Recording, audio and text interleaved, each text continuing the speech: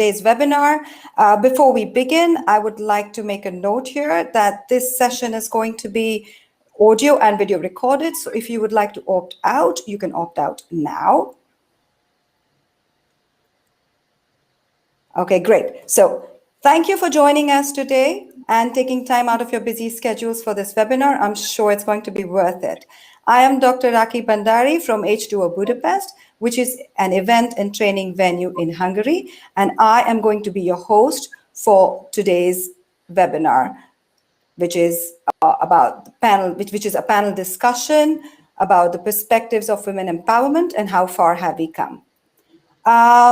Before we introduce the panelists, I would like to quickly go through the format of this session. This will be a 60-minute session, and we will have about 5 minutes dedicated to Q&A at the end of the discussion. However, you can always type your questions in the chat box, either to all the speakers or specific speakers. In that case, kindly indicate the name of the speaker in the chat box, and we will try and address as many questions as possible during the session. We will start this session by highlighting individual perspectives of our experienced speakers and perhaps some real-life examples. Thereon, they will touch upon the favorability and the undesirable outcomes of the various policies and initiatives in place globally. Lastly, our speakers will also provide their thoughts on how every individual can contribute towards the goal of empowering girls and women around them. And we would like, the aim of this session is to make it as interactive as possible and to bring in diverse perspectives from the various strata of life. So all of that said, I would like to start with the introduction, and let's in no particular order. Maybe we can start. We have Andras as well. Fantastic. Welcome, Andras. Thank you very much. Hi, okay, great. So we can start with our 5 panelists. Unfortunately, 2 of our panelists could not join us, Ildiko Edith Buranitz and Boglarka Federko. Nonetheless, we have our 5 panelists here, and let's start with, in no particular order, perhaps start with Katalin. Katalin, would you mind introducing yourself to the audience? Thank you so much, Rakhi, and I would like to greet everybody. Thank you for your time. I'm Katalin Balázs. I'm a lawyer. I'm an attorney at law here in Budapest. I have been practicing law for a while. I entered the bar as an attorney at law 13 years ago. I have to tell, I'm, let's say, an international lawyer. What does this mean? I'm happy to take part in different aspects of law when there is a certain international element, except for one very important area. I never do criminal law. One part of my major is family law, and I think this is the reason Rakhi felt the need to invite me to join your conversation, because we share also individually some very important aspects of family law, international family law cases with each other, of course, respecting confidentiality all the time. So I would be happy to share my opinion with you about certain issues. I have a definite agenda to alert you about one very important point, which I experienced in my work, and I would be very happy to listen to your feedback about this. Great. Thank you so much, Katalin. Thank you for your introduction. I guess next we move on to Siandra. Siandra, could you kindly introduce yourself, please? Sure. Hi, everyone. My name is Siandra Cavallo. I live here in Budapest, but I work remotely on a number of developing kind of projects. I work predominantly in or around the developing world with regard to gender and poverty.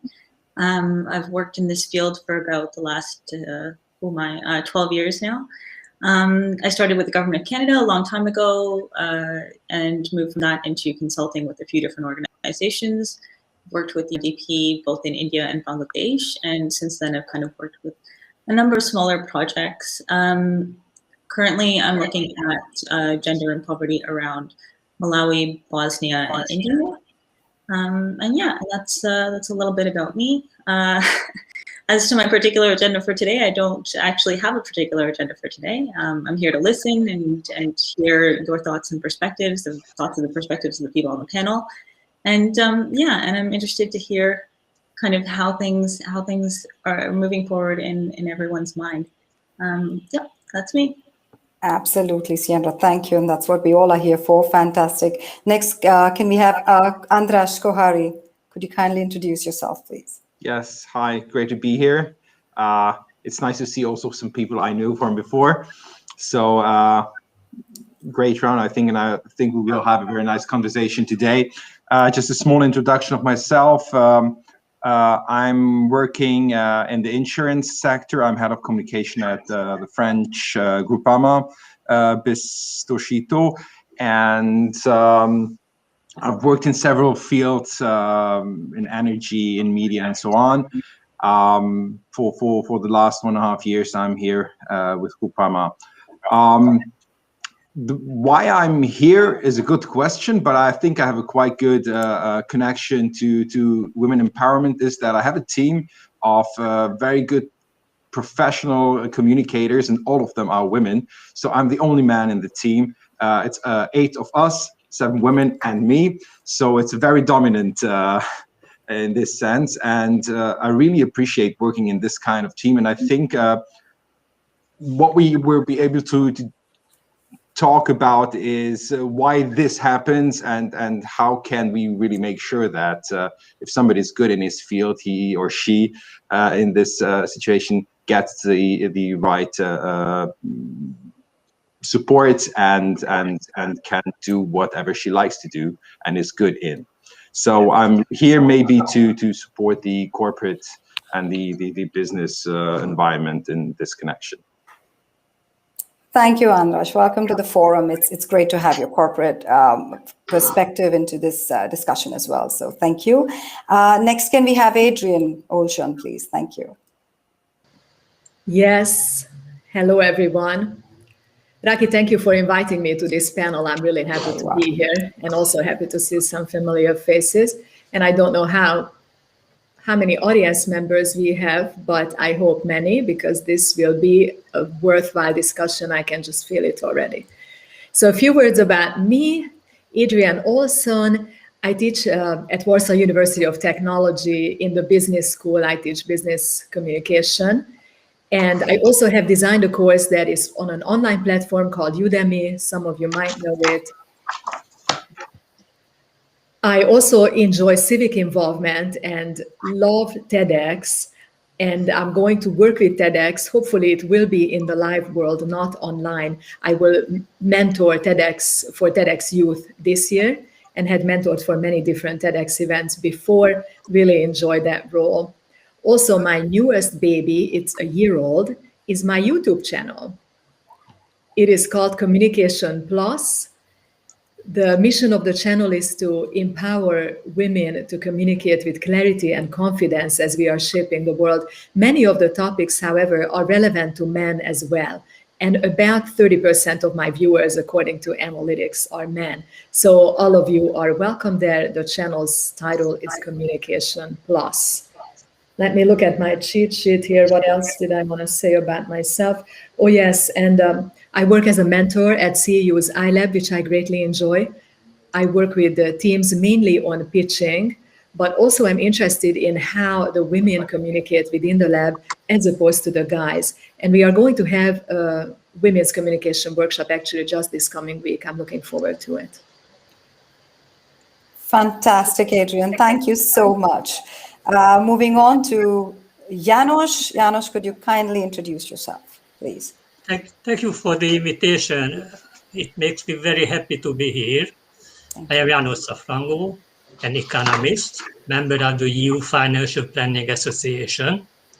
And as a financial advisor for private individuals, my special segment are private individuals in the second part of the adulthood. That is called the B side of the life. And I am 100% sure this part of the life is full of new possibilities, especially for women. 5 years ago, I started to study what is beyond the money, what are the motivation factors of the life to live a meaningful life. With my 60+ years, I think I am the most senior part of this team.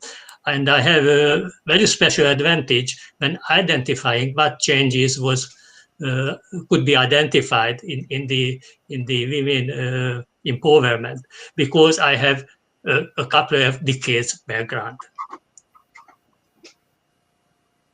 Absolutely, Janos. Thank you very much. And that was the whole idea of having you on this panel, to get a complete perspective from your experience and decades of experience. Absolutely. So thank you very much, everybody, for joining us today. Really appreciate your giving us this time. So without wasting any more time, let's start the ball rolling. I would like to open the floor for this panel discussion now by directing the question to perhaps Katalin, if you don't mind. Katalin, from your perspective, what does women empowerment mean? And perhaps you can share some examples or observations where you have actually seen the change happen. Raki, very honestly, I'm not sure I like the word empowerment or even power. You know me, I am a big soccer player of equality, which means for me that nobody should get more than to which the person is entitled or what the person deserves. So you just touched a very important aspect for me. So as a lawyer, of course, I have seen the latest development of legislation. I have to say, I really like what is happening to women's rights. But my strong point of view is we cannot misuse this. So if you let me, I just listed a few elements which I have to say I don't like. I give you an example. For example, I really like that there are new laws and the law is constantly changing concerning abuse. As we say, there are verbal abuse cases and physical abuse cases. And of course, I say these can never happen. And of course, women and also men need and deserve protection. But I think the Pandora box opened a little bit, that there are cases which I experienced when there are references to abuses, either being verbally or physically, when the abuse never happened. Some people, I don't even say women or men, use this just to get unjustified advantage, let's say in a lawsuit, for example. Why is it a problematic thing? I think not only for me in general, because this is exactly against such women who require legal help when they really need it. Because if such legal institution loses the trustworthiness, actually such situation can come up that nobody will believe, not even to the women or men, or let's say whatever, who are saying the truth, because we just misused an institution. But going a little bit into more details, for example, as I told you, I'm a family lawyer. So in divorce cases, this happens a lot. When the client asks me, let's say when the male client asks me, but what shall we do when my wife says at court that I hit her? Then I ask, did you hit your wife? He says, of course I didn't do that. But what if she goes to the doctor, shows some bruises, and they get a medical certificate that it happened? And this is a good question, because can you guess how many women refer to not happened abuses? A lot. Does it happen that men refer to not happened abuses? Of course. Can you estimate the ratio? How many people believe women who are being attacked or allegedly attacked? A lot. Do you, and I would like to ask my panelists, do you believe a man who says, my wife attacked me? Abuse me? Perhaps, maybe not physically. Yeah. So if I can answer, one, I think I would believe if a man said my wife abused me. Maybe I'm just a more dominant wife, but I think the issue falls not to whether or not we believe someone based on their gender, and that's what this whole conversation is about, right? You don't believe someone has been abused or not been abused based on whether they're a man or a woman. I think, especially within a court of law, the burden falls to producing evidence or producing a pattern of behavior. And if the pattern of behavior, I'm not a lawyer here, so I think you would probably better be equipped to say this, but if the pattern of behavior suggests that a person is within an abusive relationship, then the likelihood of them having suffered physical or emotional or verbal abuse would probably be higher. And so if there's like a long drawn out, history of a woman being abusive towards her husband, and there's evidence to point to that, then yeah, of course I would be inclined to believe him.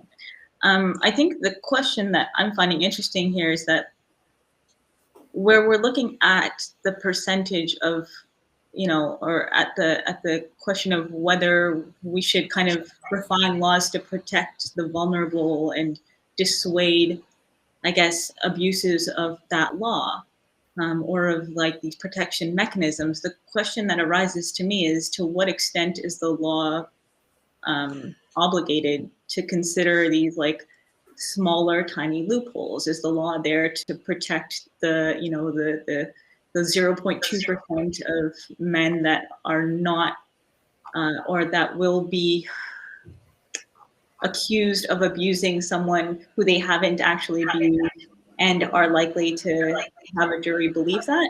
Or is it there to protect the vulnerability of the 1 in 3 women that is abused and has suffered domestic abuse, or the likelihood of those people winding up in court? To my mind, the weight of who the law is meant to protect is much more strongly leaning one way than the other. And I think there's a good reason for that. But yeah, sorry, I'll let somebody else respond as well. Perhaps Andras or János, would you like to give your perspective? Of course, János, please. Thank you. Yes, it was a big challenge that Katalin told she doesn't like empowerment. And I am very happy with it, because when I shared this event on Facebook, I received a lot of questions from my friends. What does it mean, women empowerment? They do not speak English.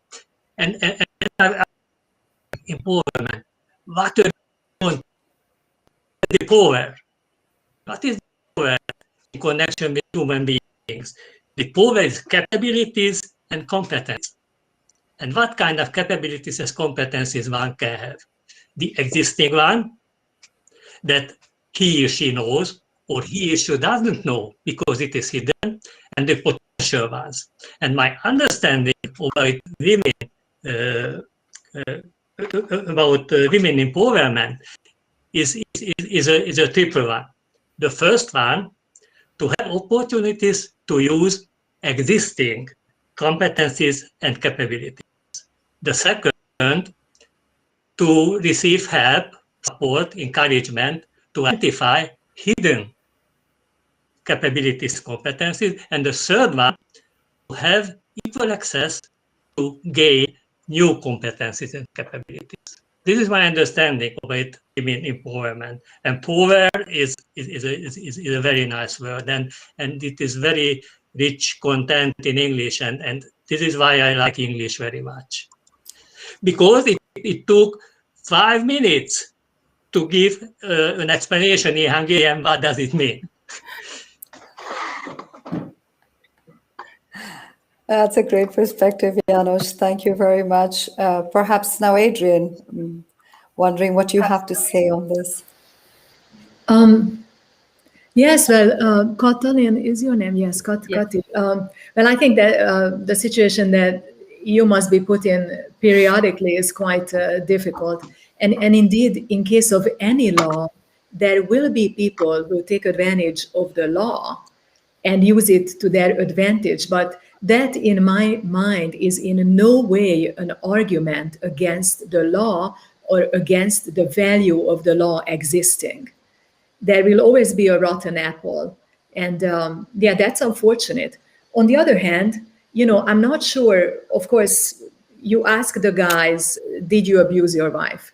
Or did you hit your wife? If the guy says, no, I didn't, I'm not sure if you can take that face value. I'm not sure that I'm not saying that the guys are lying as opposed to the women are lying. I'm sure you have encountered both cases. But it is actually not uncommon at all that an abusive man will either not admit to the abuse or perhaps not even realize that his behavior is abusive. I remember a documentary I saw about this not long ago, where a guy actually came forward. It was some American documentary. I'm sorry, I cannot quote the title now. Where a guy actually came forward and realized that he was an abusive husband, and the couple's 12-year-old son had a short recording of the father actually attacking the mother on their backyard. The boy recorded the incident on his cell phone, so there was a video documentary of this incident. And when the wife recalled this as an abusive incident, the man kept insisting that he was just giving her a hug. He literally jumped on her and knocked her onto the ground. And he insisted that this was a hug. So that can also be a possibility. You know, there are so many nuances, I think, to these cases that I really don't envy you for your work. May I react just shortly that, again, Adrian, this is a clear example for me that you just brought up an example from a woman perspective. And probably the question is why? Because I think men turn to legal help in such cases much more rarely than women do that. Of course, it has a lot of reasons. We don't even know about these cases. So probably there are men out in the world which are abused by the wife verbally or physically, but don't even turn to the police or to the judge because they believe, this is my sense, this is my feeling, that they have to seem stronger. They cannot play the weak card. So, for example, I would like to hear András if he agrees with this, that men have the feeling that they should even show the stronger side of the coin. I think, yeah, if you address this to me, yeah, I think that might be true. I haven't thought of that from my own perspective, if I would be abused, because thank God I'm not being abused by my wife, although I'm twice as big as her. So physically, she wouldn't be able, of course, verbally or in other senses, it could happen. But maybe if I would need help, it wouldn't be legal help or police's help to protect me. But I think if this would affect me mentally, of course, the first step I would make is go to see a psychologist or somebody and not look for legal help. But I think men might also need help in this kind of situations. But the big difference, of course, is that if there's physical abuse of each other, and it's due to our physical attributes that men are bigger, stronger in many situations, not always, but maybe that's because they're not afraid that much, maybe as a woman could be, and we have seen all cases where this happens, and I think the best way is to get legal help or police's help in this situation. That's maybe because men are not that much looking for help, and of course it's also what you mentioned, that it's a bit I wouldn't really like to share this information with anybody if I would be abused by my wife. So if just you replied, so what do you think, who is empowered more? Because women, in my interpretation, can turn to the judge or to the police much more easily, maybe this is not the good word, which has much more detrimental effect, because of course, if you go to court, you go to police, it has a criminal record, it has already official evidences, while if you as a man, you go to a psychologist, it's, let's say, much more peaceful. It doesn't have even so many bad effects on your wife, who could be, I know she's not an abuser, but could be an abuser. I'm just saying that your means seems to be much more softer and much more cooperative for me. But it's maybe also because of my position. Your position. Softer. I wouldn't say that women are more empowered in this situation. They just have to use maybe different tools to protect themselves. If I could add to that, I think one of the things that I was originally going to respond to this question was around kind of similar to what János mentioned, that empowerment is not, to my mind, a specific solitary component. It's not a singular metric that you can identify and say, like a binary, like I am empowered, I'm not empowered, or today morning I woke up and I was empowered, and tomorrow morning I woke up and I'm not empowered. It's a construct that is part of a broader framework of society, right? And I think that the case that you're talking about, if we're talking about this one very specific niched case, it's part of a demonstration of a broader framework of power, right? That is what empowerment is. It's about looking at power dynamics, because power is a dynamic facet, right? In the case that you're speaking about, yes, in perhaps that one particular aspect, a judge might be more inclined to believe that a woman is being abused than a man is being abused. Yes. However, all the steps that precede that, whether, for example, a woman is able to access a judge or a lawyer, whether or not she has funding to do that, whether or not she has access to her finances, whether or not a lawyer is more likely to believe her, whether or not the police are more likely to believe her when she does report the case, whether her friends and her family are inclined to believe her and support her. There is a myriad of steps that occur prior to that particular point in time, and a myriad of steps that follow after that point in time that speak to the overall power dynamic of what you're talking about. And I think that if you look at the broader scenario, you'll see that it's not one specific aspect of empowerment. Empowerment is it's a much broader case, and within that broader scenario, as Andras mentioned, there's a lot of different parts that go into it. And I would have a hard time seeing a scenario in which women are more empowered than men. But yeah. Great. Actually, thank you everyone for your thoughts, and this was a great start. On our first topic, I guess we've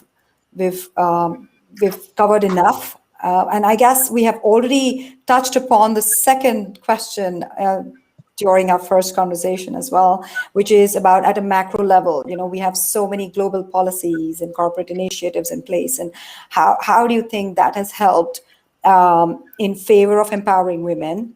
Let me use that word again, empowering women, or it has or they've had flip sides to it, some kind of undesirable outcomes.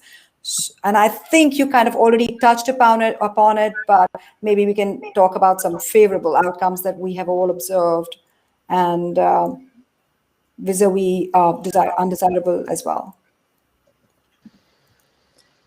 I'll speak to that. Yes, please. Okay. One of my big role models is Ruth Bader Ginsburg, who was one of the female Supreme Court justices. She passed away last year at the age of 87 and had a long career on the US Supreme Court. And when she was asked about what else other than legal rights she thought would advance the cause of women's equality, she said, she singled out the one particular thing, and that was men participating more in raising the next generation. And that includes time with the children, time with their children, and time spent on creating the home that supports this family.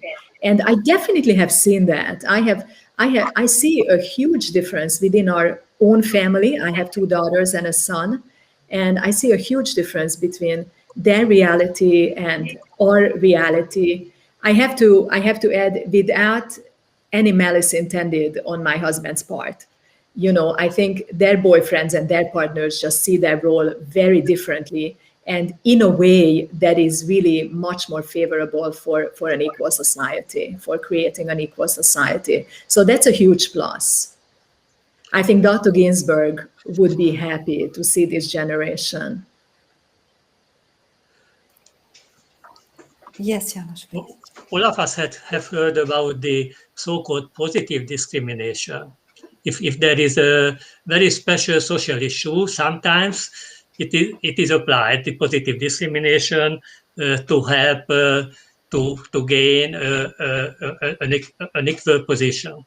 And my opinion is this is a szükséges, this is a necessary evil to help something to reach. I read a very interesting article. It was about a lady, a woman, who is a film director. And there was an international competition of films. And there was a quota for women film directors. But only on the long list. And after the long list, there was not any quota. And this is the way how it could be have to give possibility to take part in the competition. But after the possibility, after the taking part, the real value is on the focus and not he or she. Do you understand me? So some support, some backwind, sometimes it is a necessary evil. It is acceptable. I think we say? agree on. Sorry, I think we agree on the principle, or I agree on the principle with you, but I really have problems with quotas, especially in business life, because it makes another evil from one to the other. And for me, it's really an equality thing. So it's not providing female workers or female colleagues, if they want, if they not, the possibility to succeed somewhere. You force them, actually. It's kind of a forced empowerment. I rather would highlight here, or I support rather the idea to not limiting or restricting women in any field, to give them the same support, of course, as the others, and the better wins. Let it be a woman, let it be a man. And I think through this, we are really empowering women, and at the same time, of course, men, and we are actually empowering people, giving them the same chance to succeed and to be happy or whatever. But this forced empowerment or giving quotas, I think this leads to not the desired outcome. I agree with you. These quotas must be disappeared, but as a big push, it is useful. As far as I know, in one of the Scandinavian countries, there was a government level law about the structure of the market players. Leaders, how many percentage of women must be there, and after that they forget it.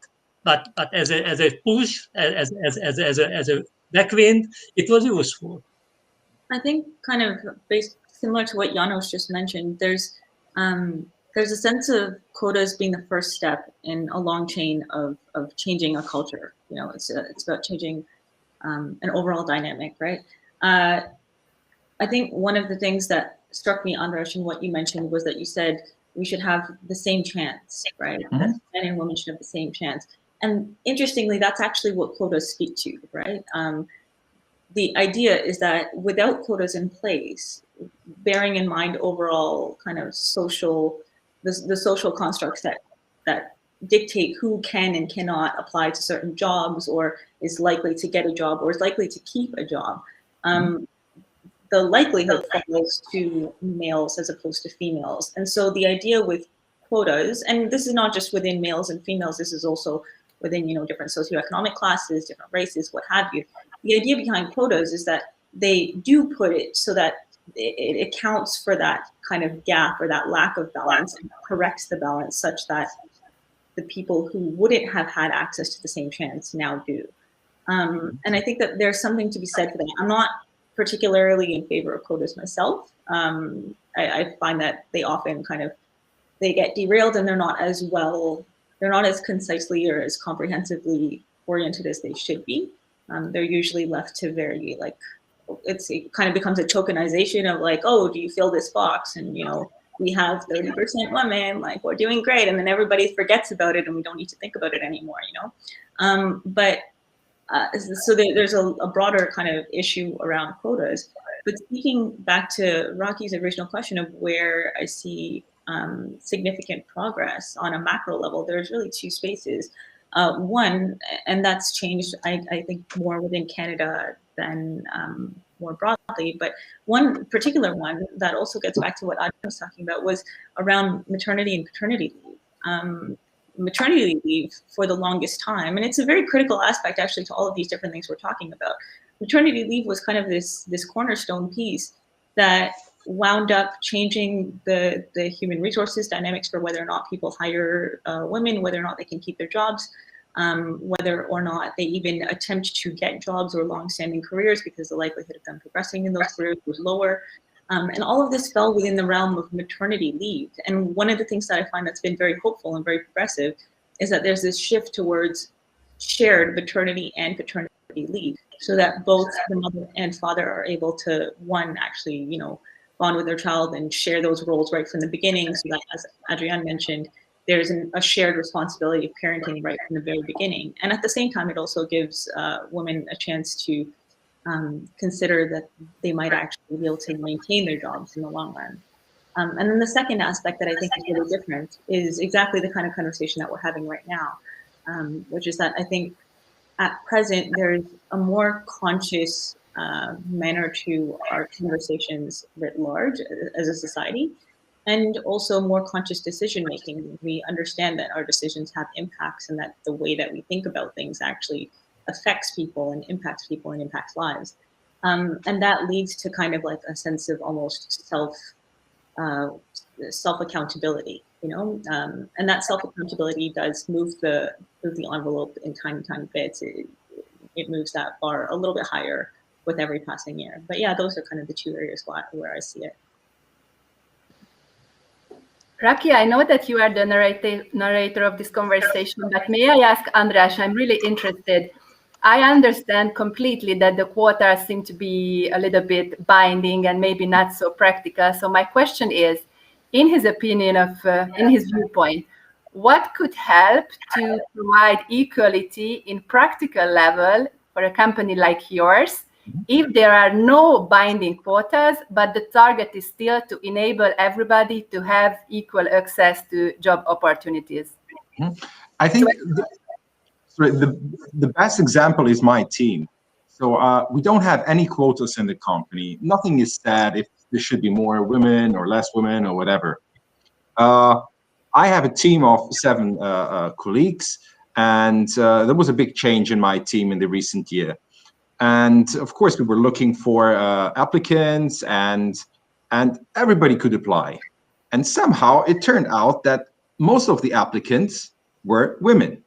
And somehow the ones I hired, because they were the best, were women. So all of them are women. I wasn't thinking if it's good to have a woman or good to have a man in my team. It was just, I want to have the best professional. And I had no boundaries in my head which would restrict this choice. I think just, if you want to succeed, you're looking for the best. And if in this field the best are women, they're welcome, no restrictions. Why? And of course, I know this maternity leave is always an issue. And I have the situation also in my team. And it's more difficult than dealing with a man, because they're not leaving. They might leave for other reasons, and there might be other difficulties for them. But I think potential maternity leave is much, or it's very much compensated by the good quality work I get from my team. So yes, I have to deal with it, but as manager of a team, I have to deal with a lot of difficult situations. So that's just one of it, and I don't see this as a problem. This comes along with having more female employees than others. No problem. But on the other hand, I get great work. So why should I differentiate? What field are you in, if I can ask? Communications. Okay. Of course, that's a field where, but I can say there are a lot of communicators, male communicators on the market as well. Yeah. But somehow it turned out, especially for what we think we need certain employees, the best choices were women. And that's great. And no quotas. It was just an openness from the. Well, I'm sorry, I think due to some technical issue, we lost András, but well, we can continue. I'm sure he will log in back if he can. Sure. So Adrienne, maybe your perspective on this aspect. We have like sure. So I frankly think I think quotas are a good initial boost, because I see the parallel. I lived most of my adult life in the United States, so I might come up with a lot of American examples. Allow me to do that. I see the parallel between the quotas, the gender quotas, and the affirmative action that came into place after the civil rights movement in the United States for African Americans to be able to enter educational institutions easier, higher educational institutions easier. And that is, of course, no longer the case. That was just an initial boost, sort of an initial solution for a change beginning to happen. And I think the gender quotas are also good for that, and they should be do away with after a while. What they are also good for, I think, is for pushing people into positions that otherwise they might not so easily get, and therefore for the institution as a whole to get to know the issues. András, I will wrap up my thought here in a minute, and then I hope we can get back to you. I definitely think that András is among the more broad-minded and gender-conscious individuals. So I think if someone else was hiring, the outcome for women might not have been quite so favorable. And I think we ought to create institutions that accommodate women. It has to be done on a structural, on a systemic level, rather than having to count on individuals like András as hiring managers. And on a systemic level, I don't think a lot of institutions are ready to welcome women and welcome mothers.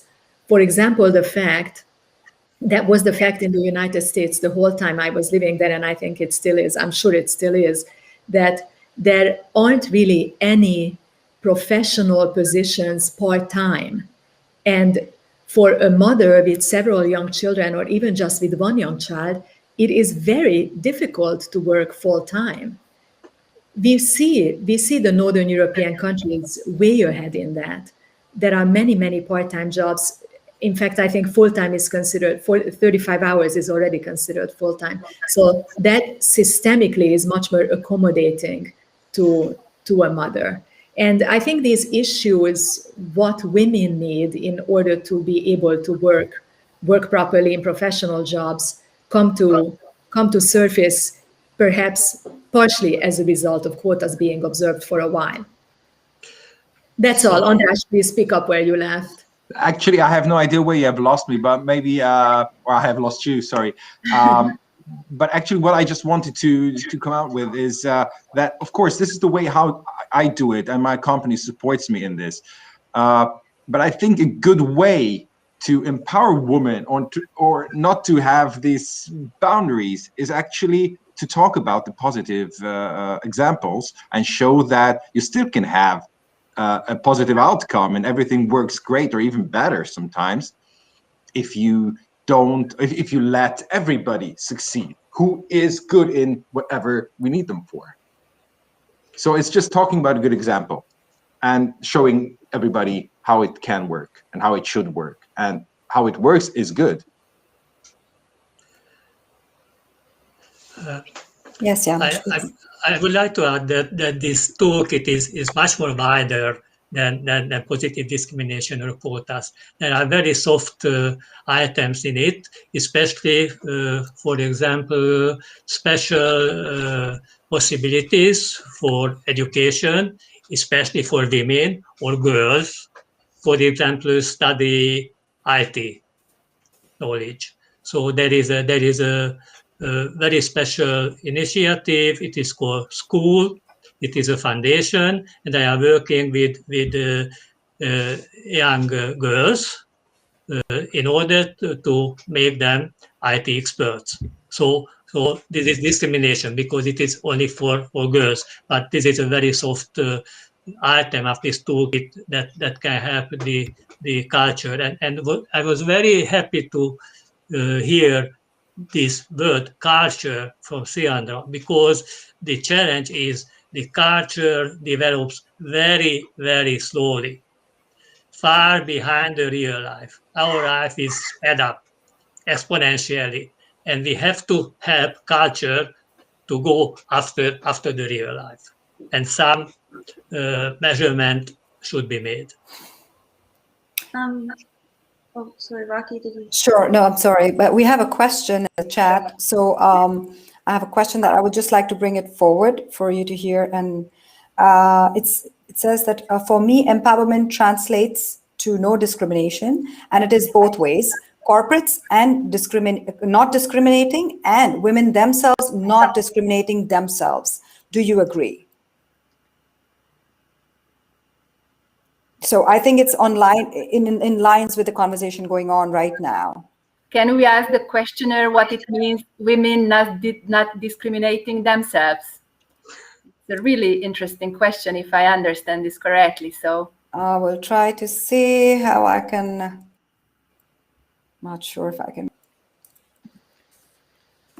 Well, my interpretation of that question is just women's limiting views about themselves, about ourselves. And I actually just recently made a video about this titled Imposter Syndrome, which is oftentimes we women, imposter syndrome, by the way, according to recent studies, affects 7 out of 10 professionals, primarily women. And it is the phenomenon of simply women not feeling like we are enough, that we are capable enough managers, that we have enough education, we have enough experience. So, and because of this, we women apply for jobs. We don't apply for jobs that we are not 100% qualified for, and our male counterparts apply for jobs when they are only 60% qualified for. So this would be my interpretation of what women discriminating against themselves means.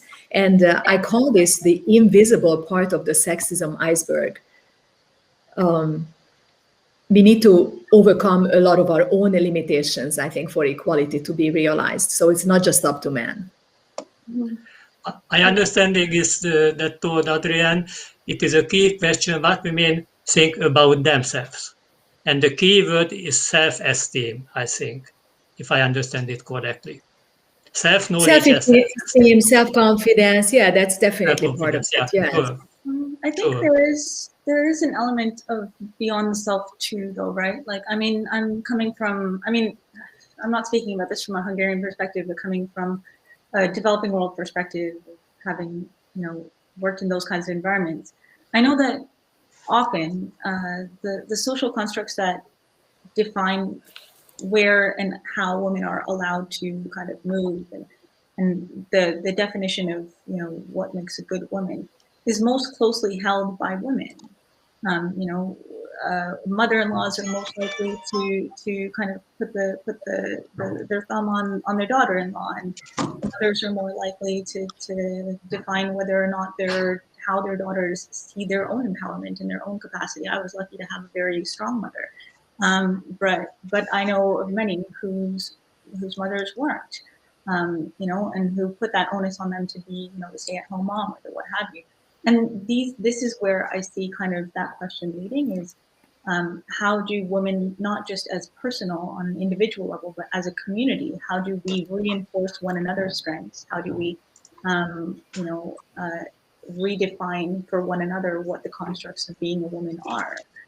That's where I kind of see that going. And coming to the second aspect of that question in the chat box around education, I think it kind of loops interestingly back to Andras's point about, letting the people who are best at equality speak to themselves, people being hired on their own merits and what have you.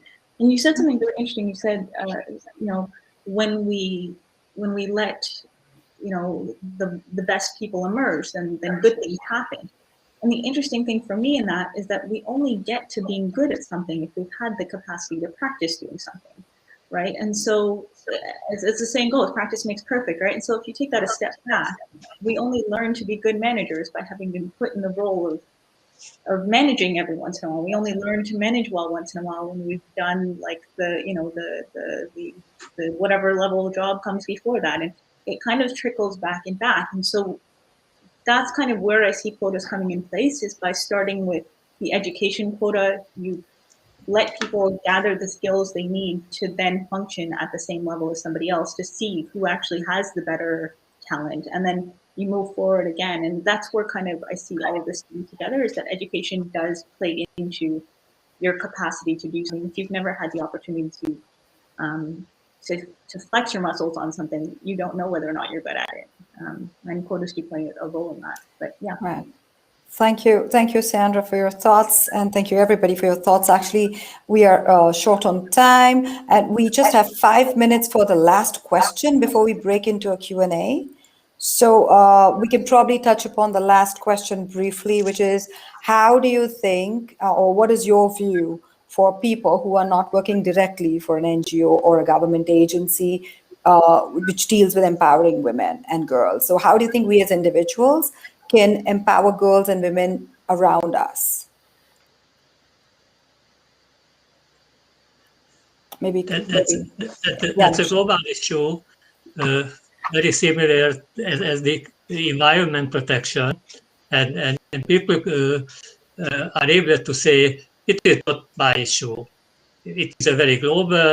I am not in the position to do anything, and I do believe, yes, everyone can do in different roles, as a private person, as a family member, as a member of a friendship, and as a colleague, as a leader. So everyone can do anything, and the most important is not to talk about it, but act and produce evidences. Yes, it is working. It is my opinion. And everyone can do anything around themselves, as we do in environment. Thanks, Janusz. Maybe we can have Kathleen perspective from your end on how we can contribute. Thanks. I'm a mother. My daughter is only 4 years old, but it's definitely in my mind. So being a woman doesn't have to be just a simple card which I can play all the time. So I would like to raise her in a way, and I hope this generation will come to us, that we should be proud to be women, but respect doesn't come per se. So respect is not because we are women, respect because we have to behave in a way which should require respect. It's a little bit complicated. So just as a lawyer, as a closing remark, I don't want to be a better mother because I'm a woman. I want to be a better mother. Of course, I'm not competing with my child's father because I'm raising her better. I think we raise her equally quite well, but good parenting doesn't come just being a mother. The same. Let's imagine if I'm going into a divorce. Just because I'm a woman, I don't deserve wife alimony because I'm a woman. Shall I need this kind of money anytime in my life? It should be because I need it. So I think we should show our kids that the gender equality is just not a play. We should respect each other, and we should behave in a way which requires respect. Absolutely. Thank you, Kathleen. Now, maybe perhaps Adrian, you could pick up and provide your view. On Sure. So the original question was what we as individuals can do for gender equality. Yes, people who are not directly involved with empowering women in terms of projects like, in NGOs. Yeah. Well, also, we within our family definitely try to challenge stereotypes. So as I had mentioned earlier, I've raised 2 daughters and I'm still raising my son, and my son is required the equal amount of work in the house and contributing to the family as my daughters were. And he's happy to do it, actually. And we definitely have always given the message to our daughters that they can do whatever they want. I've been trying not to put any kind of gender limitations on them propelled by gender stereotypes. I hope they would agree with me that we didn't. Well, that's a great point, Adrian. Thank you.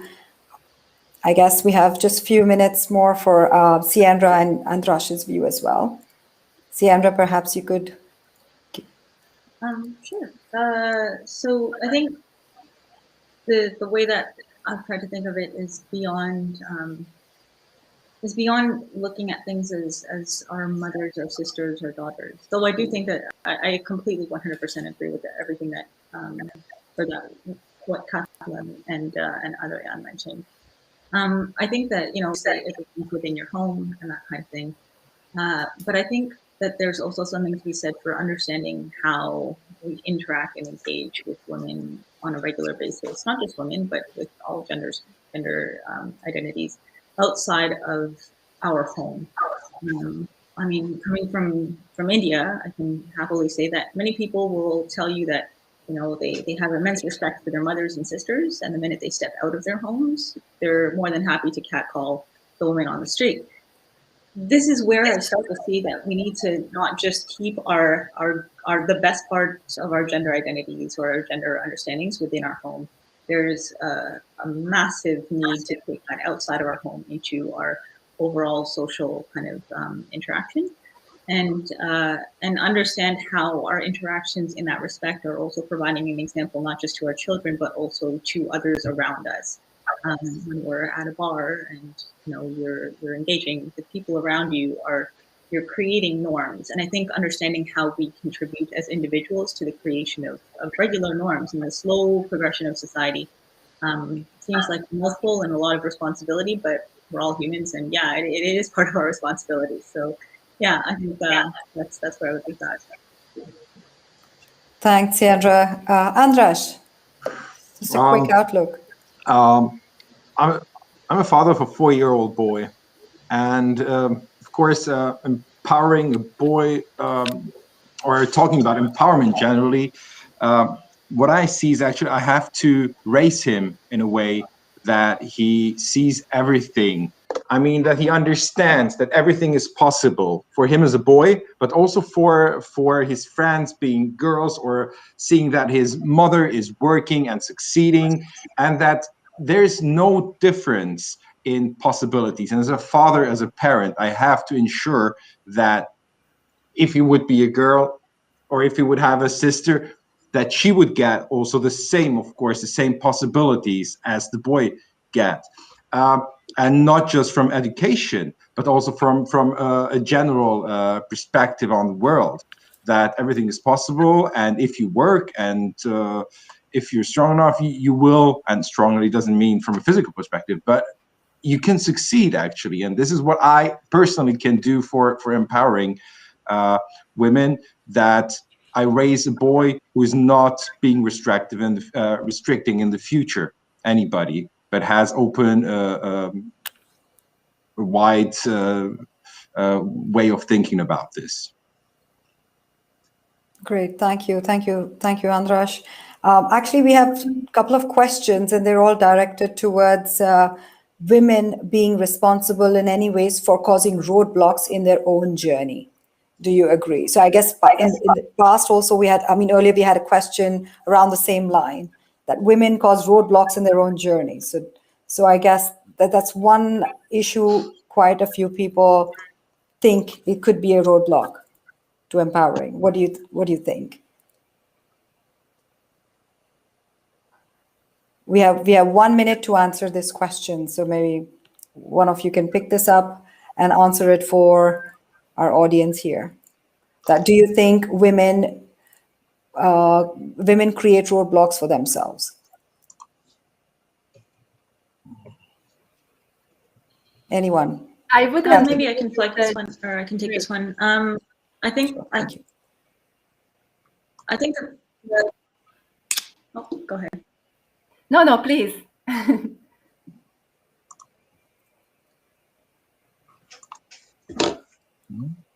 We just have about a minute for this, Sandra. Have we lost her? We lost her. Yeah, sorry. Maybe Kathleen, your view. I guess you were trying to say something. I just wanted to say maybe that statement sounded too general. So women in general don't cause this block for themselves.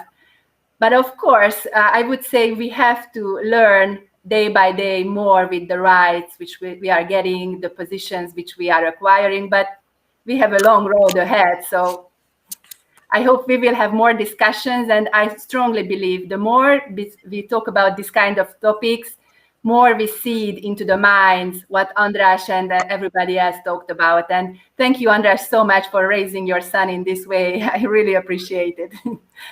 I try my best. Right. Thank you. I guess we lost Siandra. And anyways, it's almost time up. It's been a great and enriching session. Thank you, everybody, for such an insight. And sure. So thank you once again to all our viewers as well. And for more, you could follow us on LinkedIn and on Facebook as well for more sessions such as today. So thank you once again, Kathleen, Janos, Adrian, and Andras. Thank you. Bye-bye. Stay safe. Thank Bye-bye. you. Bye. Bye-bye. Bye. Have a lovely day. Bye-bye.